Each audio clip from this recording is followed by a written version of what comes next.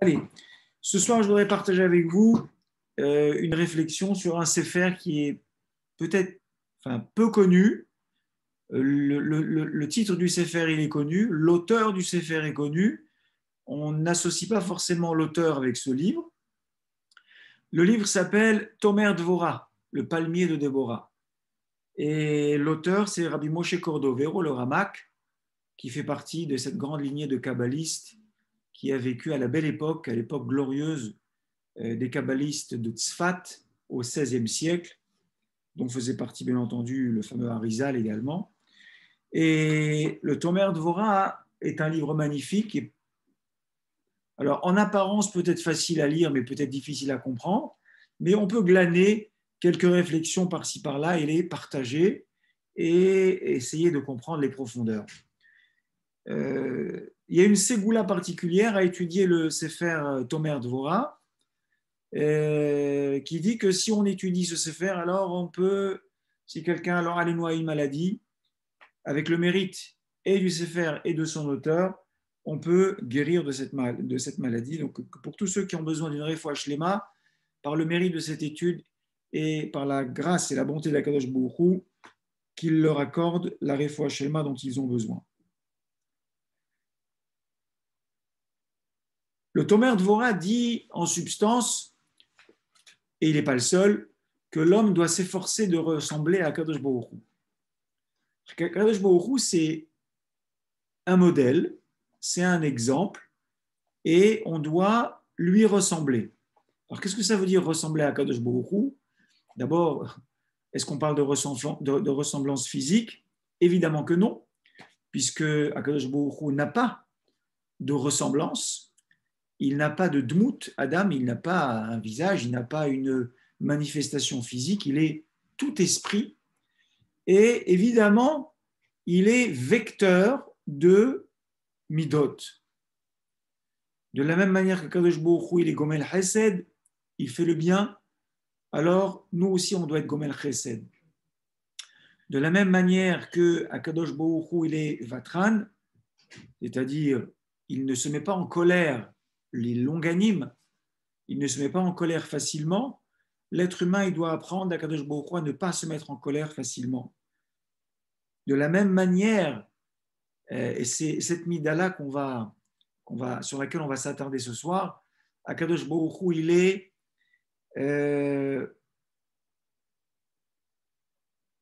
il supporte l'humiliation.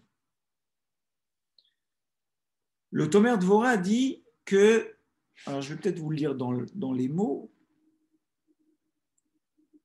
Alors, le Tomer Dvorah, il est construit sur ce qu'on appelle les 13 attributs de la miséricorde divine. Ce sont 13 attributs qui correspondent à Kadosh Baruch Hu, à 13 midot, et qui viennent du pasuk Miel Kamocha, Nose Avon Feshar, etc. Le découpage n'est pas le même selon les commentateurs, mais en tout et pour tout, on arrive toujours à retrouver 13 attributs. Et celui dont je voulais vous parler ce soir, et celui sur lequel on va un peu s'attarder, c'est Miel Kamocha, qui est comme toi à Kadosh Baruch Hu. Dit le Tomer Dvorah, Moré Aleyot HaKadosh Baruch Hu, Melech Ne'elav, Sovel Elbon, Ma Shelo Yechili Urayon. C'est un roi qui est Ne'elav, qui est humilié. C'est un roi qui supporte l'humiliation. Quelque chose d'incroyable. En quoi est-ce qu'on peut dire que HaKadosh Baruch Hu est un roi qui est humilié et qu'il supporte l'humiliation? Ben, c'est très simple.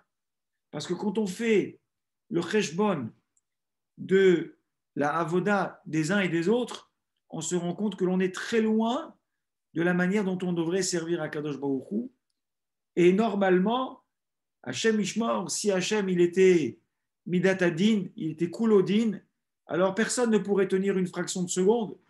Mais en réalité, à Kadosh Baruch Hu, même après une journée avec laquelle on n'a pas été à la hauteur, on va aller dormir, on va se réveiller le matin, et Hachem il va dire je vais lui redonner une chance. Et ainsi de suite, et encore une journée, et encore une journée. Alors, on l'a déjà dit dans les cours précédents que si on est dans ce monde, c'est que forcément on a une mission à accomplir.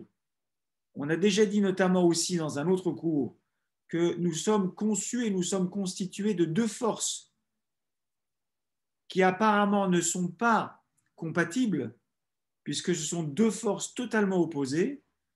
Une qui est une force physique, qui correspond à l'attraction terrestre, c'est-à-dire quelque chose qui nous pousse systématiquement vers le bas, et une autre qui est une force spirituelle, qui est la force de l'attraction de la Neshama, qui, elle, n'a que pour unique vocation à monter et à aller vers le haut.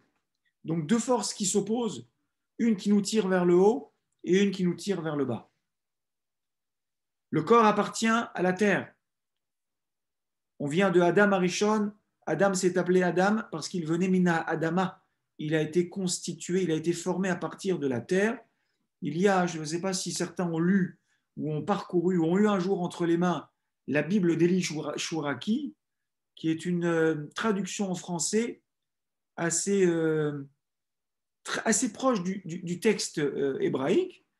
Et par exemple, quand il s'agit de désigner Adam Arishon, Eli Chouraki ne l'appelle pas Adam Arishon, il l'appelle le glébeux. Le glébeux vient du terme la gleb, qui est un mot qui désigne la terre. Donc Adam Arishon, dans cette traduction, s'appelle le glébeux. Donc Adam vient de la terre, il a été formé à partir de la terre, mais à côté de cela, Akadosh Baruch Hu lui a insufflé une neshama. Et la neshama, c'est cette parcelle divine qui vient d'Akadosh Baruch Hu et qui habite en nous tout le temps de notre séjour terrestre. Donc on l'a déjà dit, si nous sommes ici, c'est que notre neshama a eu besoin de revenir réparer quelque chose.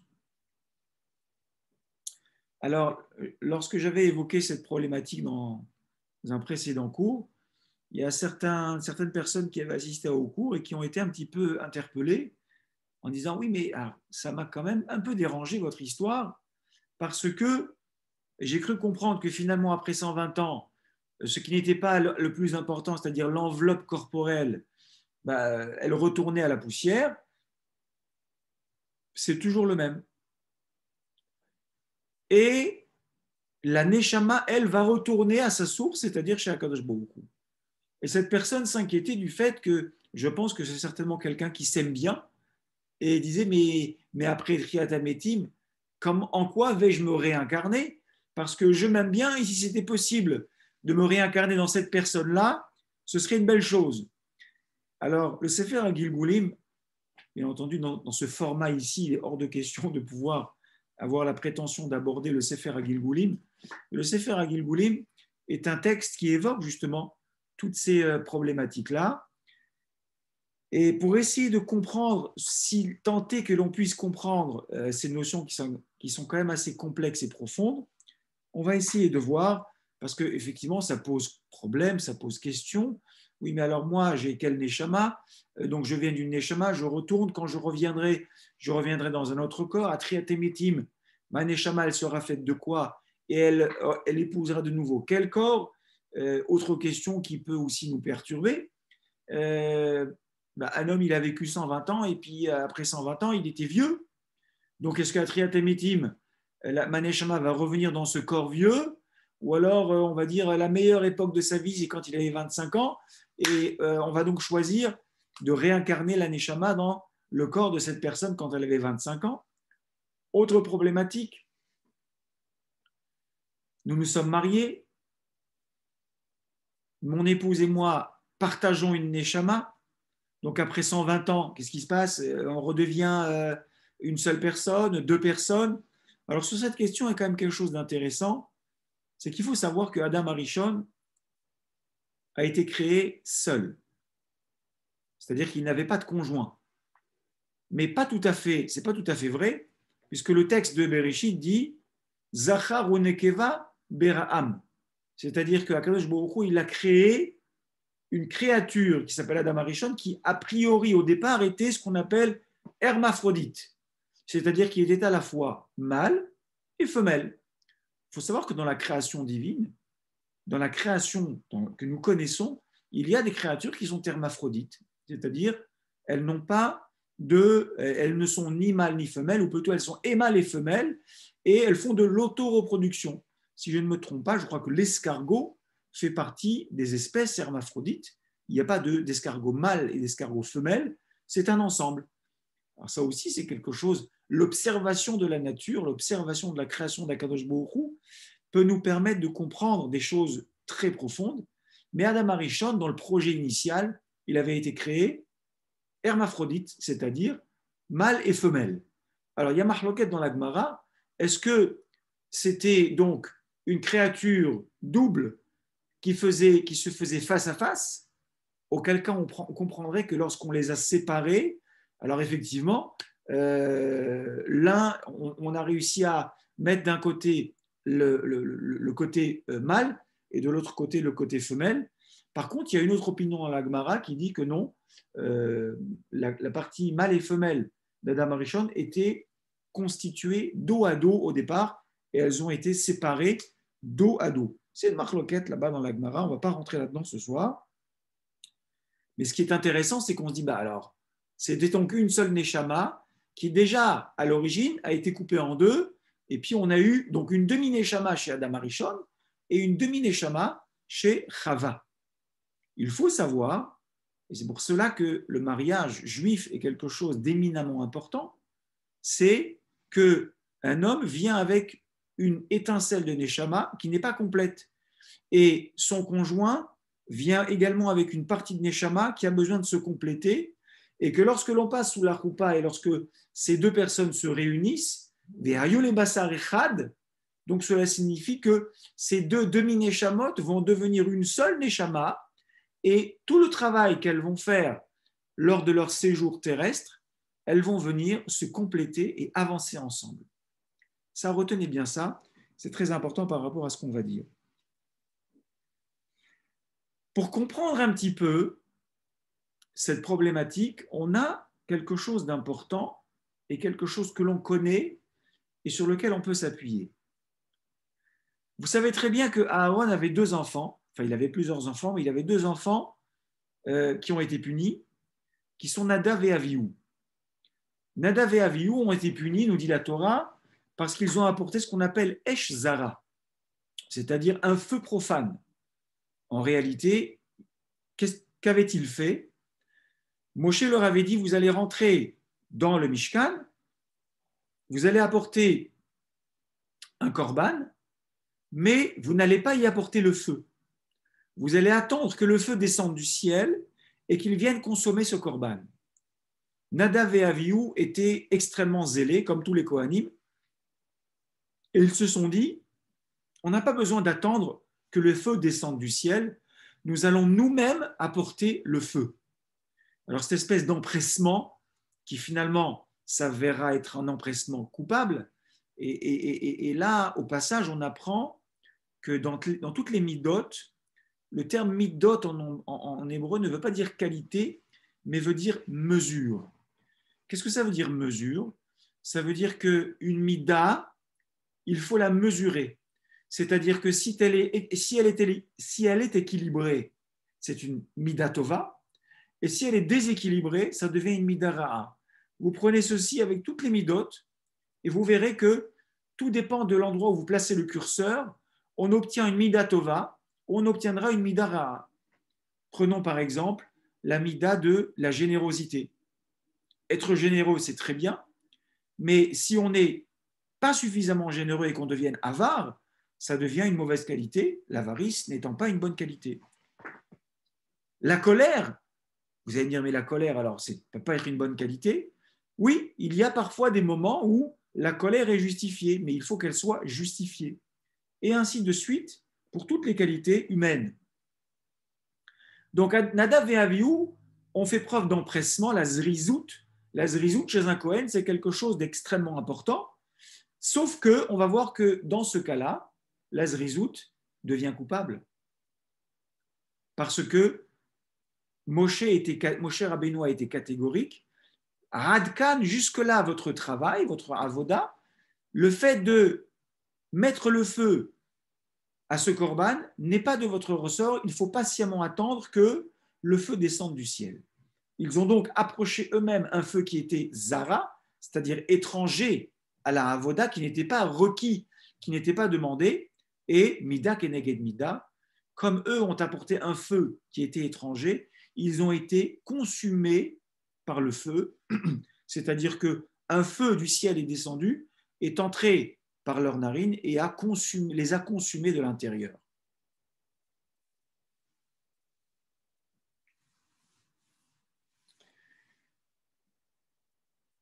La faute de Nadav et Avihu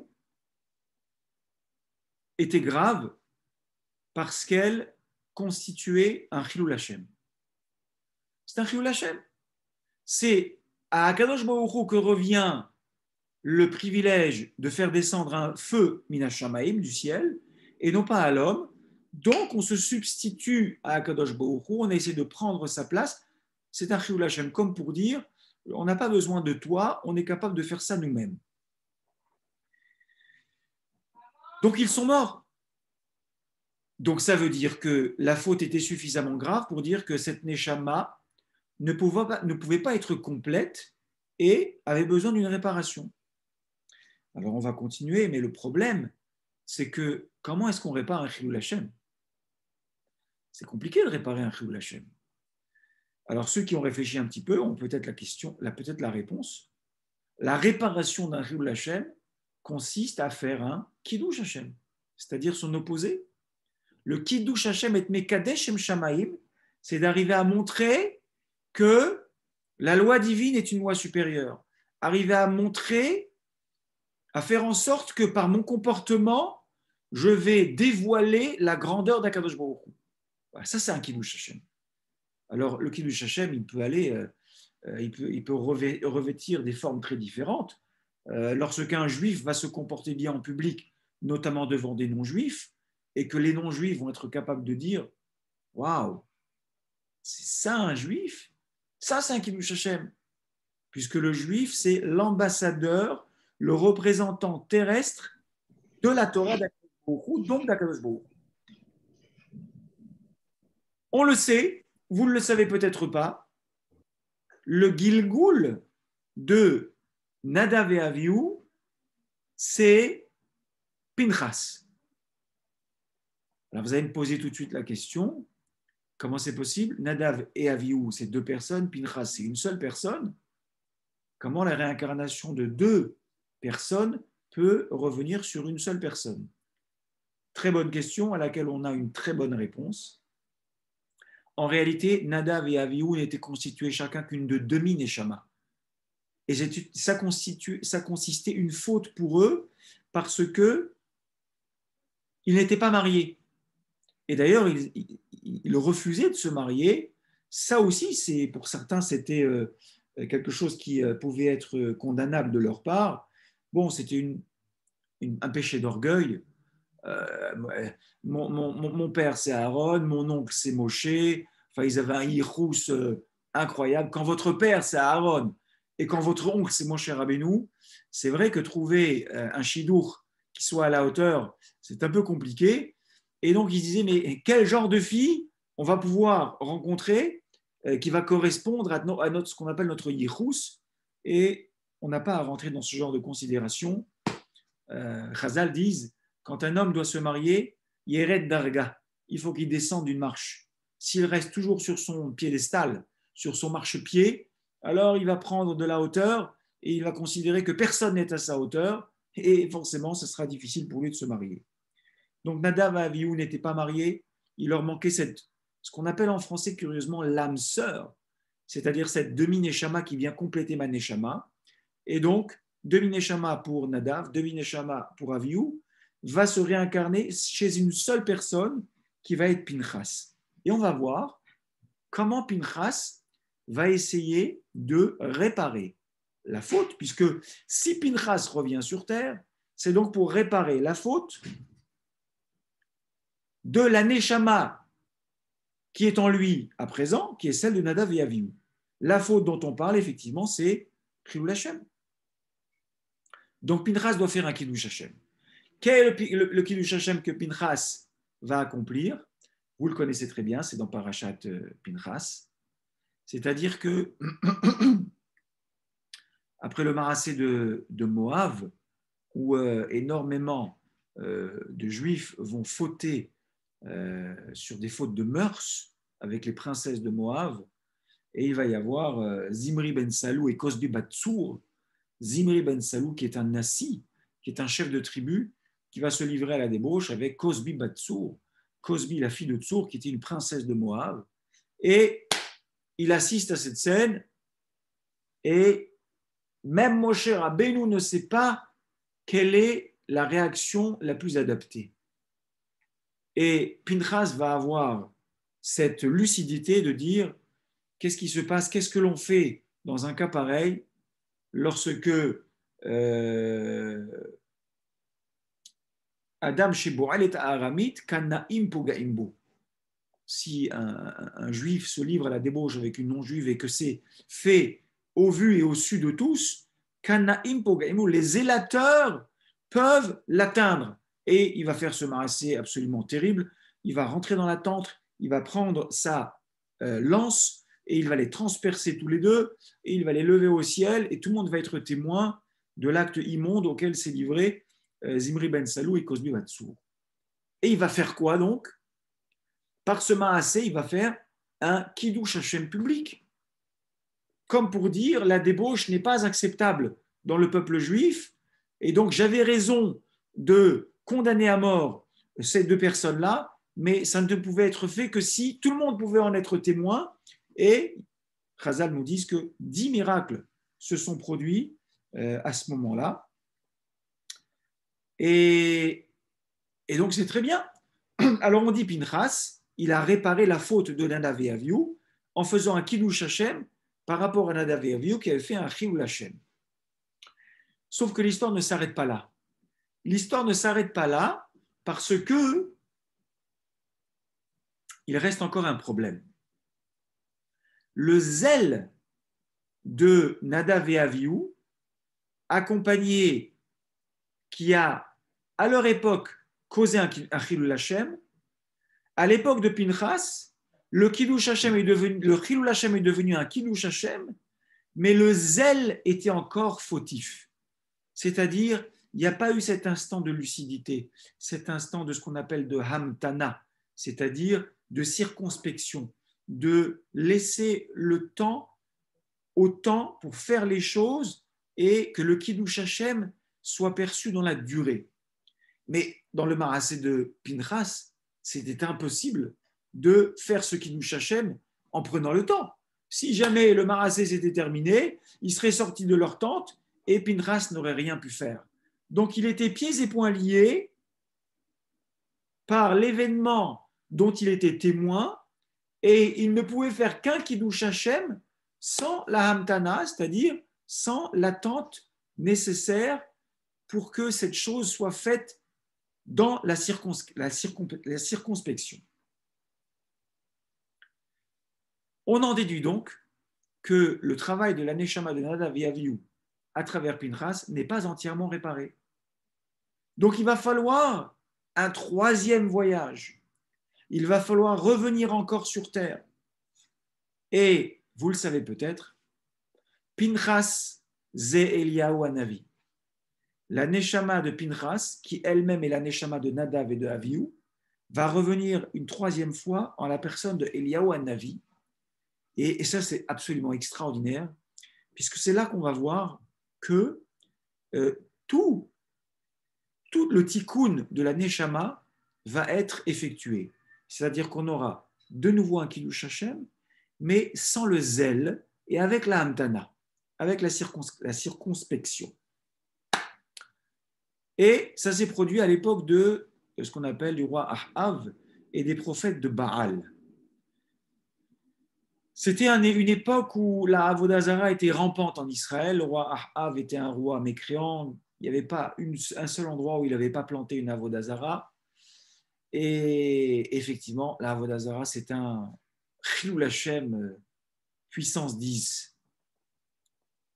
Et Eliyahu Hanavi a voulu faire prendre conscience au peuple juif, qui parfois se laissait entraîner à la Avodah Zara, que c'est impossible dans la tradition juive d'être assis entre deux chaises.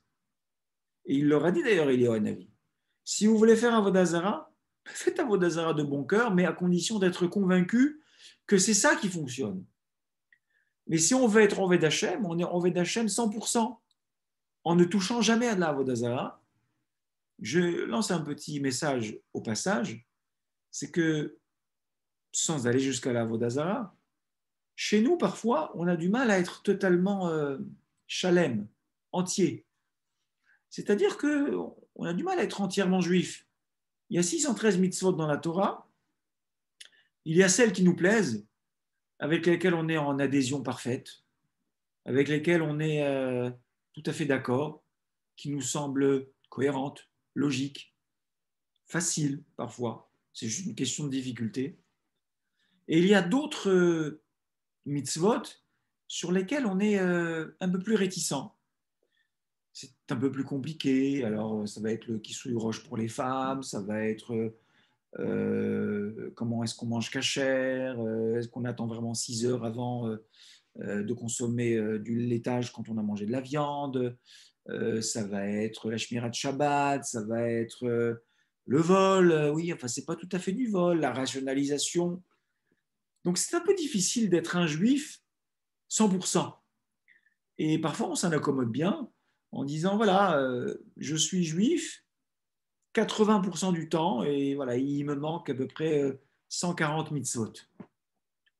Quand on fait le décompte, on se dit, voilà, sur ces 140-là, j'ai un peu plus de mal. Alors qu'on ne se méprenne pas, hein, ce que je suis en train de dire, c'est difficile d'être un bon juif à 100%, mais il faut être convaincu qu'on a un objectif à atteindre.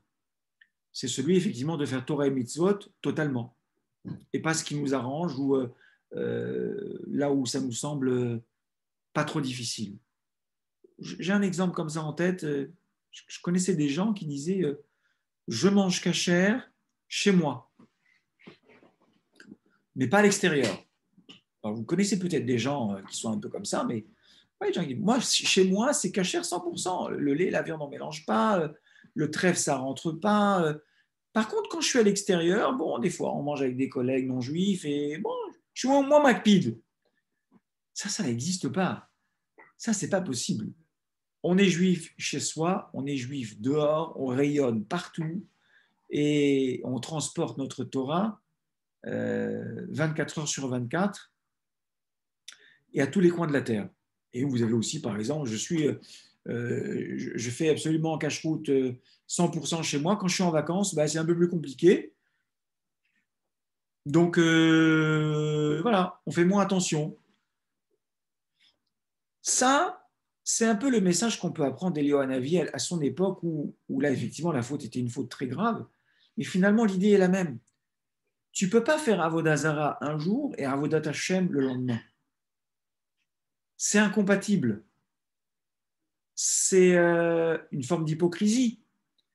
Mais voilà, je suis juif, mais j'aime bien le bon vin non juif. Je suis content pour toi si tu aimes le bon vin pas cachère, mais oui, mais on ne trouve pas du bon vin dans le cachère. Eh ben, si on n'en trouve pas, on n'en boira pas. On ne peut pas transiger avec ça. C'est, voilà. Donc, Eliyahu Hanavi, il voulait faire un grand Kiddush Hashem.